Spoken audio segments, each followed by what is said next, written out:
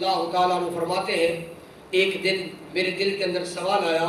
محدث ابن جوزی لکھتے ہیں ابو ہریرہ فرماتے ہیں کہ میرے دل کے اندر خیال آیا, خیال مچلا کہ آج میری ماں بوڑھی ہے اور میں اپنی ماں اتنی بوڑھی ہو گئی ہے کہ کبھی کبھار آواز دیتی ہے میری ماں. اور یہ یاد رکھیں ابو ہریرہ اسلام پہلے لے آئے اور آپ کی والدہ ماجدہ بعد میں اسلام لے آئی اور حضور کی بے ادب تھی اور گستاخیاں کرتی تھی.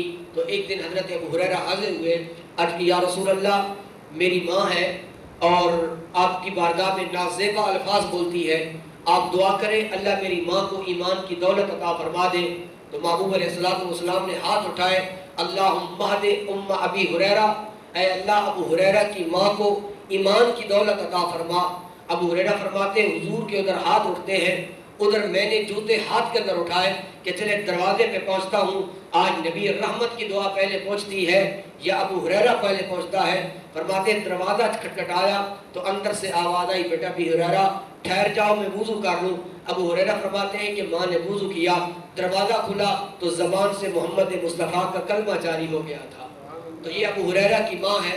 ابو ہریرہ فرماتے ہیں کہ میں نے ماں بوڑھی ہو جاتی ہے تو میں نے اس کی بڑی خدمت کی. بعض اوقات ایسا بھی ہوتا کہ ماں میرے جسم کے میرے کپڑوں پر پیشاب کر دیتی تھی.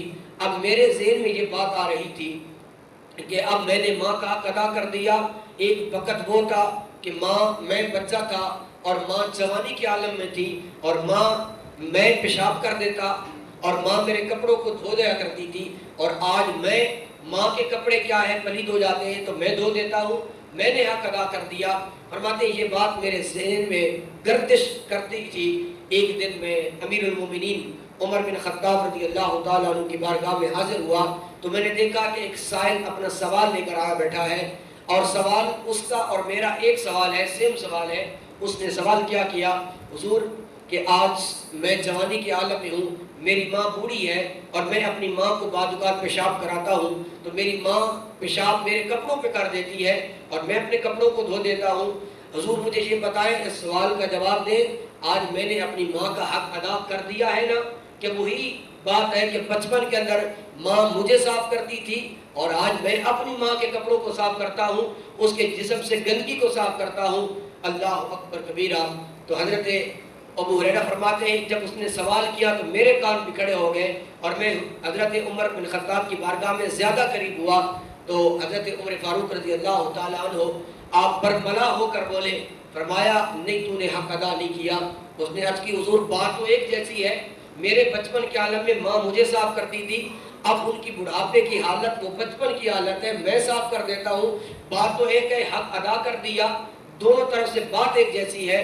تو حضرت امیر المومنین عمر بن خطاب رضی اللہ تعالیٰ نے فرمایا تمہاری سوچ میں اور تمہاری ماں کی سوچ میں فرق ہے.